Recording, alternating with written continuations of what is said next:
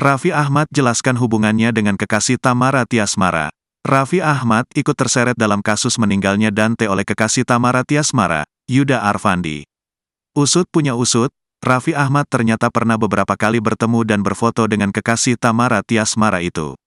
Raffi Ahmad pun akhirnya memberikan konfirmasi terkait hubungannya dengan kekasih Tamara Tiasmara yang kini telah ditetapkan menjadi tersangka.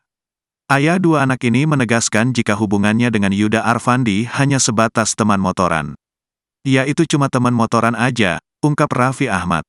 Namun, Raffi menegaskan jika Yuda Arfandi tak terlibat dalam bisnis yang dijalankannya. "Nggak ada, kalau bisnis nggak ada," ucap Raffi. Raffi Ahmad mengaku sangat kaget saat mendengar kabar temannya menjadi tersangka atas meninggalnya anak Tamara Tiasmara. "Iya saya juga ikutin beritanya, kaget juga karena beritanya viral banget. Iya kita ikutin saja prosesnya semuanya," pungkasnya. Suami Nagita ini enggan mengomentari lebih lanjut terkait kasus yang menimpa temannya itu.